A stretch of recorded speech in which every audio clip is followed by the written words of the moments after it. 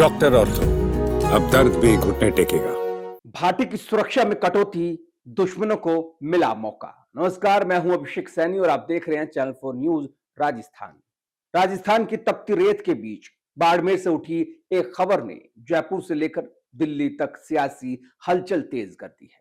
कहानी एक ऐसे युवा विधायक की है जिसने अपने तेवरों से राजनीति में अलग पहचान बनाई, रविंदर सिंह भाटी। लेकिन इस बार चर्चा उनके किसी आंदोलन या बयान की नहीं, बल्कि उनकी सुरक्षा में अचानक की गई कटौती की है। 13 अप्रैल 2026 की तारीख बाड़मेर पुलिस अधीक्षक कार्यालय से एक आदेश जारी होता है। इस आदेश पर हस्ताक्षर होते हैं एसपी चूनाराम जाट के। आदेश छोटा था लेकिन असर बड़ा। भाटी को दी गई अतिरिक्त सुरक्षा वापस ले ली जाती है।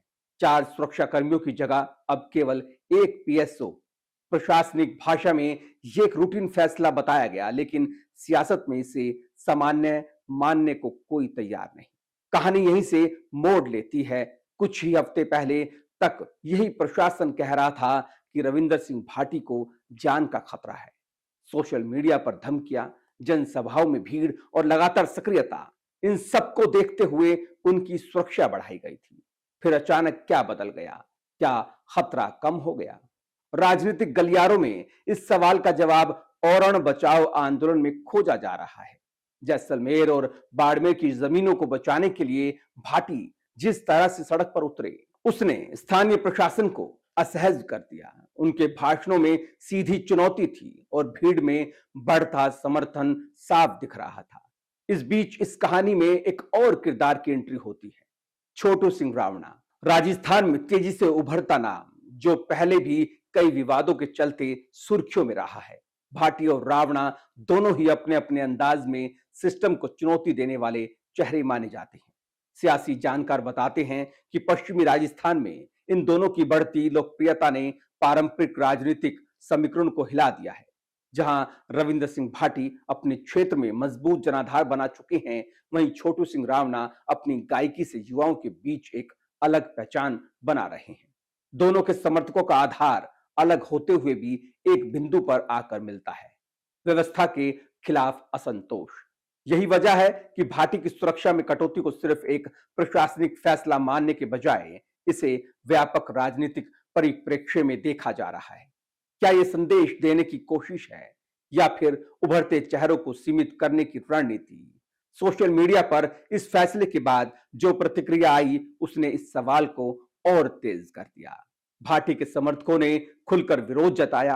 कई पोस्ट में यह भी कहा गया कि जिस नेता को लगातार धमकियां मिल रही हो, उसकी सुरक्षा कम करना जोखिम भरा नहीं बल्कि लापरवाह फैसला है।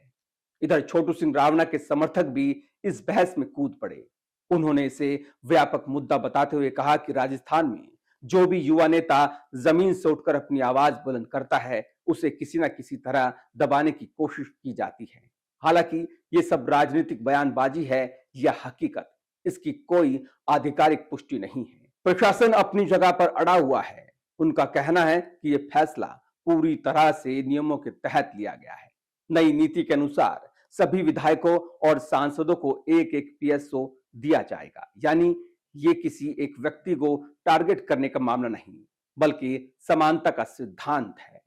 लेकिन राजनीति में हर फैसला सिर्फ नियमों से नहीं बल्कि उसके समय और संदर्भ से तय होता है। और यहीं पर यह पूरा मामला दिलचस्प हो जाता है। एक तरफ रविंदर सिंह भाटी का आंदोलन, दूसरी तरफ छोटू सिंह रावणा जैसे उभरते चेहरे और बीच में प्रशासन का यह फैसला।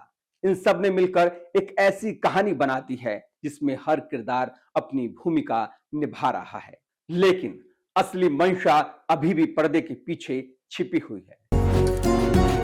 डॉक्टर ऑर्थो, अब दर्द भी घुटने टेकेगा।